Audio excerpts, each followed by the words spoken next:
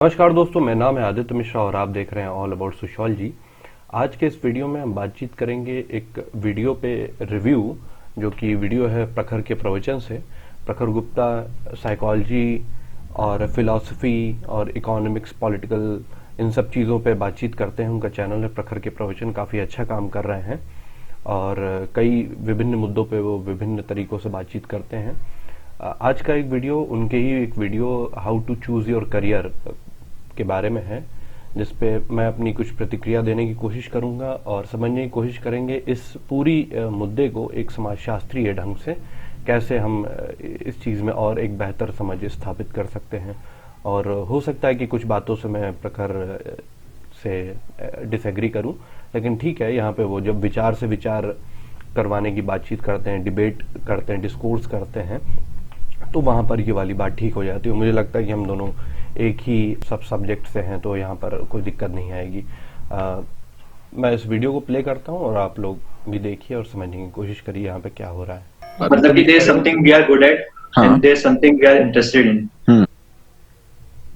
पहली लाइन इन्होंने कही, we are good at and we are interested in, यानी कि एक चीज जिसमें आप अच्छे हैं और एक चीज जिसमें आपको मजा आता है, आपका इंटरेस्ट जाता है। And they may not overlap.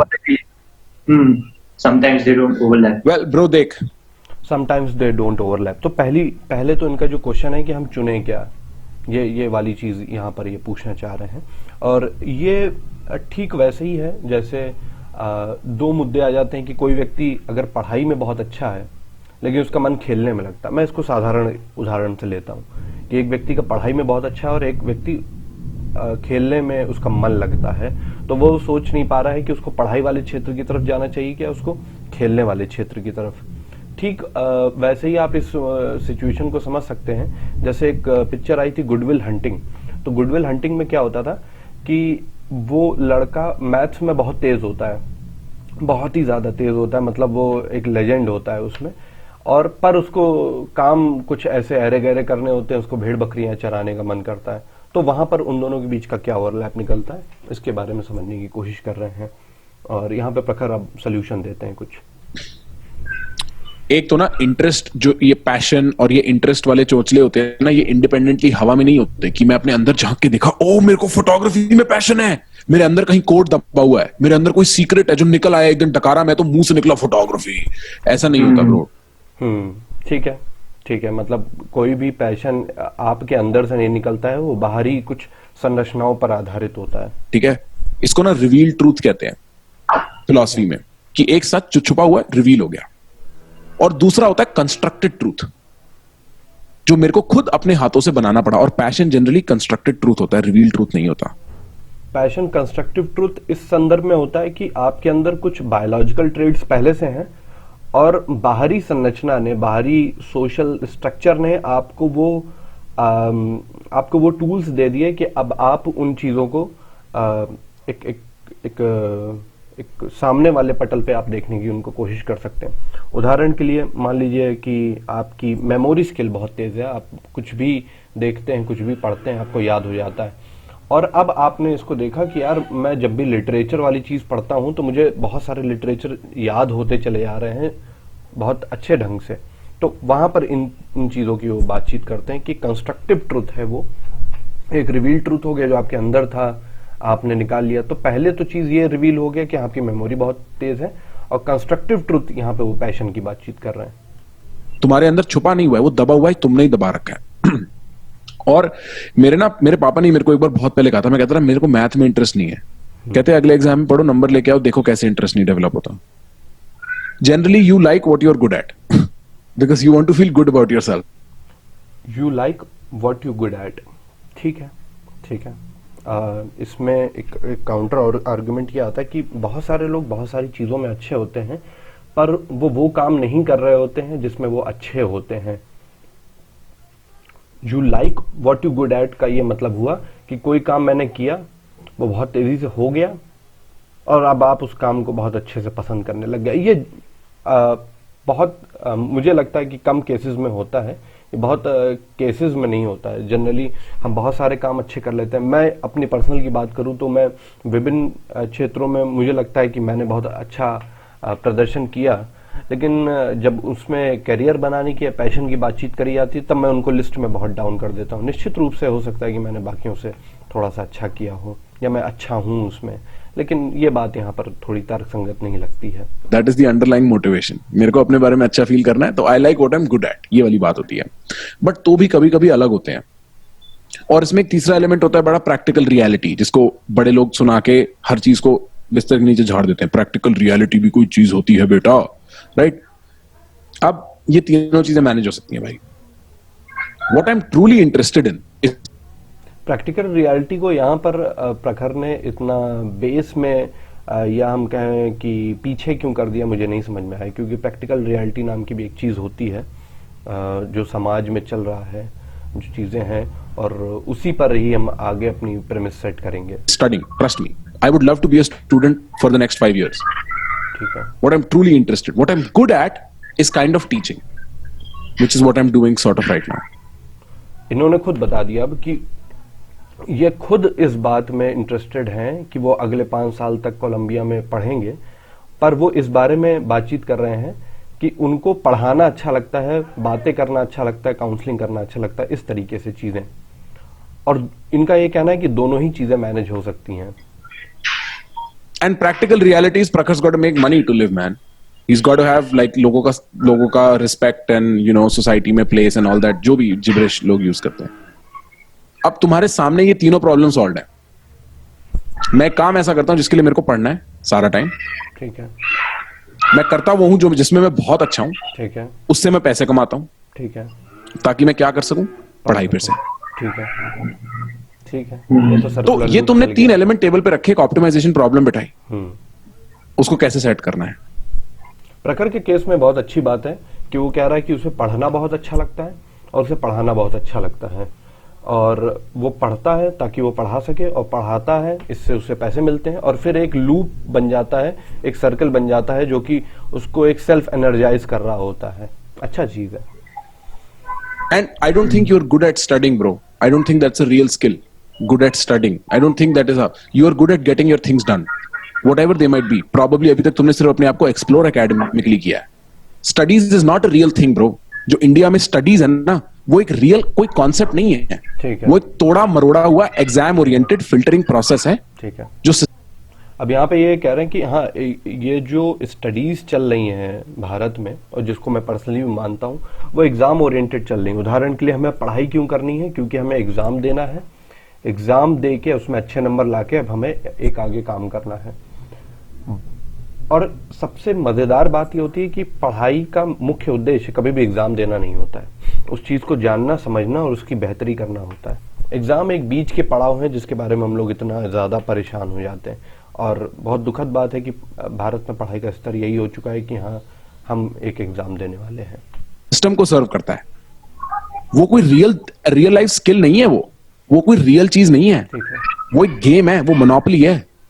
वो गेम है इस सेंस में कि तुम खेलते हो और तुम जीत जाते हो। बहुत सारे लोगों के लिए गेम फायदेमंद भी होता है, बहुत सारे लोग इसी गेम को खेल के बहुत कहां से कहां चले जाते हैं, लेकिन ये एक मतलब पढ़ाई का मुख्य उद्देश्य नहीं है। वो कोई रियल, तो you are not good at studying, you are good at getting your things done. जो भी है वो, अब पता नहीं वो एकेडमिकली नॉन एकेडमिकली कहां ट्रांसफर हो सकता है, बट अगर तुम खुद को बोलते हो मेरे को ये करना है, तुम वो करते हो, ये एक बड़ी रेयर स्किल है। एटलीस्ट वो मेहनत करते हो। वो एक तो वो डेफिनेशन ब्रॉडन करो अपनी, what I am good at वाली, उसके बाद और चीजें इंक्लूड कर पाओगे। उसके बाद लाइफ यही है ब्रो, 3-4 एलिमेंट जो तुम्हारी लाइफ में फ्लोट कर रहे हैं उनको जोड़ के कैसे फाइनल मास्टरपीस बनाना है, वो तुम बना लोगे। समझ रहे हो? 2-4 चीजों को जोड़ के अब ऑप्टिमाइजेशन करके उसको बना सकते हैं, और आप जोड़ लोगे। बहुत ही शॉर्ट में बता दिया, हो सकता है शायद क्लिप बहुत बड़ी हो, मुझे नहीं पता, लेकिन इसके बारे में मेरा क्या ओपिनियन है, कैसे जब ये कैरियर वाली बातचीत आ जाती है तब हम इसको कैसे सॉर्ट आउट करें, या इसको समाजशास्त्रीय एंगल से हम कैसे देखने की कोशिश करें। जब कैरियर की बातचीत आती है कि हमारे सामने हम कैरियर क्या चूज करें, तब पहली बात तो हमें ये ध्यान रखना चाहिए कि भैया तुम्हारे पास ऑप्शन भी हैं। तुम क्या बहुत सारे ऑप्शन तुम्हारे सामने तुम्हारे माता पिता ने, तुम्हारे समाज ने, या तुम्हारी बाहरी दुनिया ने, या तुमने खुद ने रखे हुए हैं क्योंकि बहुत सारी कंडीशंस ऐसी होती हैं जिसमें आप ये देखते हैं कि आपके सामने ऑप्शन नहीं है, आपको यही करना ही है, आपको किसानी करनी ही है, आपको एक 10 से 5 वाली जॉब करनी ही है, उसके अलावा आपके पास कोई भी ऑप्शन नहीं है। ये ऑप्शन तो उन लोगों के पास होते हैं जिनके पास कई सारे रिसोर्सेज होते हैं। तो कंफ्यूजन वाली चीज तुम्हारे सामने इसलिए भी हो रही है क्योंकि तुम्हारे सामने तुमने बहुत सारे ऑप्शन खोल रखे हैं। तुम एक अच्छे परिवार से हो जिसके पास हर चीज कराने के लिए रिसोर्सेज हैं, समय है, पेशेंस है, जो कि बहुत अच्छी चीज है। लेकिन बहुत सारे लोग ऐसे भी होते हैं जिनके पास कैरियर ऑप्शन के नाम पे कुछ नहीं होता, उनको वही परंपरागत काम करना होता है जो उनके सामने रखा गया है। पिताजी भी यही कर रहे थे तो हमें भी यही करना होगा, फला यही कर रहे थे तो हमें भी यही करना होगा, और जो कि बहुत अच्छी चीज है। जजमानी सिस्टम में भी यही वाली चीज आ जाती है कि ठीक है, जो आपके पिताजी कर रहे हैं आप वही करिए। तो इससे क्या होता है कि एक तो आपके सामने ये दुविधा नहीं आती कि अब हम करें क्या, कैरियर किस तरफ तलाशें, और आप बचपन से ही देख रहे हैं, उसी माहौल में पले हुए हैं, जो आपके घर में काम हो रहा था तो आप उस काम के लेवल को एक अप लेवल पे ले जा रहे हैं। मैं यहाँ पे काम के हायरार्कीज के बारे में बातचीत नहीं कर रहा हूँ कि वो काम कितना बड़ा है कितना छोटा है, लेकिन हाँ आप एक हायरार्कीज में बांट देते हैं कि हाँ ये काम मेरे पिताजी कर रहे थे तो मैं इस काम को 21 करूंगा, वो 20 कर रहे थे तो मैं 21 करूंगा। एक तो ये वाली चीज आ गई।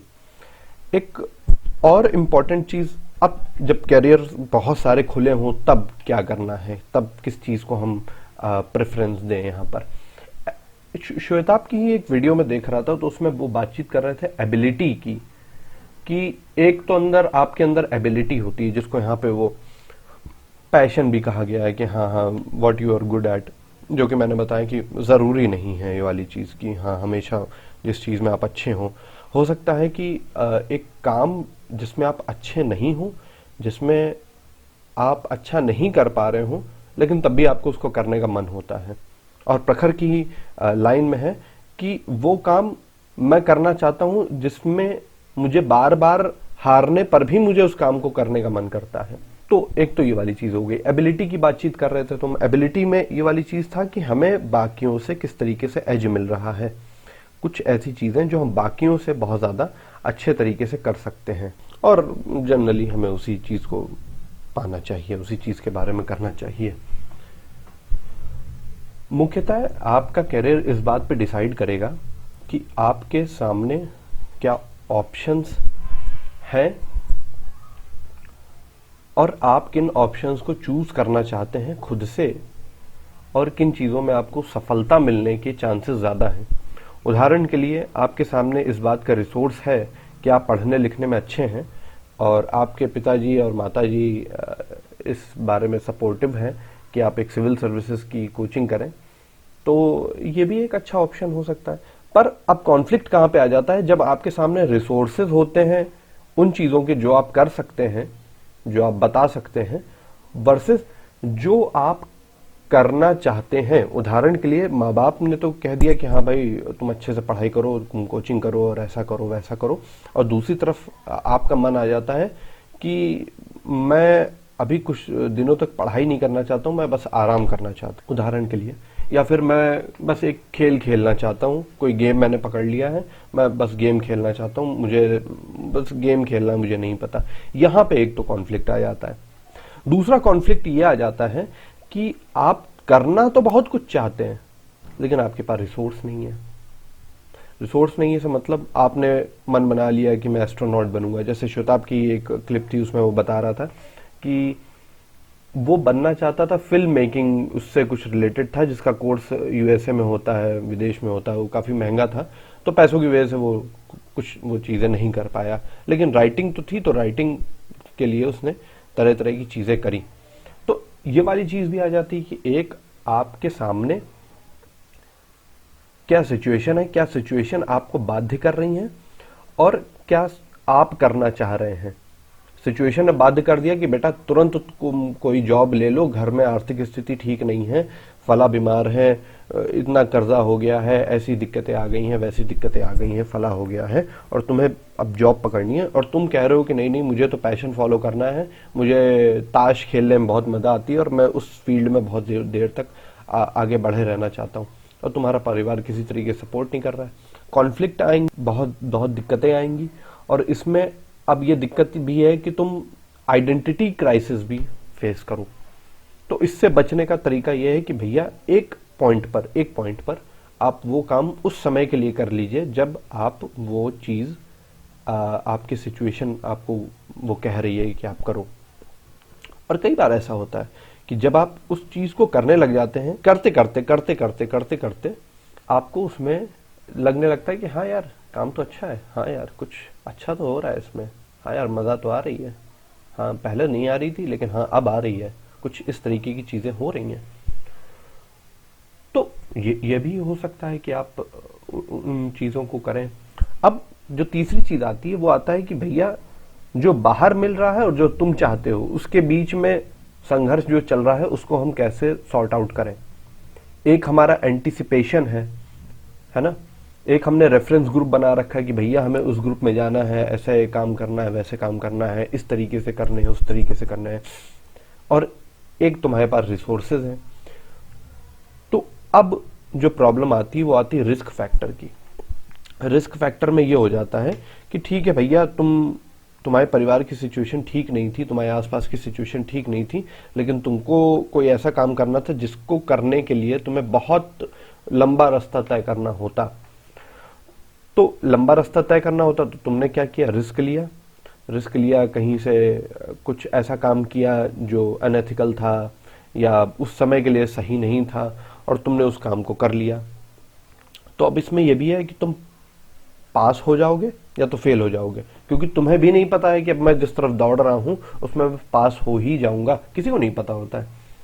ये तो एक रिस्क लेने वाली बात हुई कि हाँ भैया आपको एक रिस्क लेना है और सभी को रिस्क लेना ही होता है। इसमें जो अगला पड़ाव आ जाता है वो ये आ जाता है कि भैया आप फेल होगे तो आपको समाज गाली देगा, अगर आप पास हो गए तो समाज आपको देवता बना लेगा। आप क्या दोनों चीजों को एक्सेप्ट करने के लिए चल रहे हैं? क्या ऐसा हो रहा है कि आप सिर्फ जब अच्छा करेंगे तो समाज से वाहवाही लेने के लिए, लाइक्स लेने के लिए, बढ़िया बढ़िया चीजें सुनने के लिए आप सामने आ जाते हैं, लेकिन जब कुछ बुरा हो जाता है, जब आपके बनाए गए डिसीजन जो कि आपके खुद पर डिपेंडेंट थे वो जब आप नहीं ले पाते हैं, वो जब नहीं सक्सेसफुल होते हैं, तब आप कह देते हैं नहीं यार समाज मुझे गाली दे रहा है, समाज बेकार है। समाज बेकार नहीं है, आप जैसा कर रहे हैं आप भी वैसा ही पा रहे हैं और सीधी तौर पर आप भी समाज ही हैं जो अगले को भी जज कर रहे हैं और आप भी जज कर रहे हैं। बहुत टेढ़ा कॉन्सेप्ट लग जाता है जब यहाँ पे लोग कहते हैं कि नहीं हमें समाज की सुननी नहीं है, हम क्यों कहें किसी से। ठीक है भैया, आज तुम गाली सुन रहे हो, कल ताली भी तो सुनोगे, कल उस चीज में तुम अच्छे हो जाओगे तो यही सोसाइटी ही तुम्हें कहेगी कि बेटा बहुत बढ़िया कर लिया तुमने। लेकिन उसके लिए तुम्हें उस रिस्क को लेना आना चाहिए और रिस्क की टेकिंग भी तुम्हारी, अब ये बहुत अलग अलग लोगों के लिए अलग अलग होगी कि तुम किस हद तक का रिस्क ले सकते हो। मान लो तुम्हारे पास 1-2 साल है और तुम्हें ये रिस्क लेना है कि भैया मैं इस जॉब में उतर जाऊं, भले मेरी इसमें इंटरेस्ट नहीं है। मेरा ही एक फ्रेंड है जिसने बताया कि हाँ यार उसकी मम्मी बहुत बीमार थी और वो ये सोच रहा था कि यार क्लर्क की ही जॉब मिल जाए, चलो पैशन वैशन तो चलो बाहर की बात चली गई, क्लर्क की ही जॉब मिल जाए और ताकि मैं मम्मी को बन के दिखा सकूं कि भैया देखो आपके बेटे ने कुछ कर दिखाया है, आपको उन पे फक्र होगा। और वो चीज वो मम्मी के लिए करना चाह रहा था। अनफॉर्चुनेटली मम्मी जी की डेथ हो गई बाद में और फिर उसने सिविल सर्विसेज का ऑप्शन चूज कर लिया।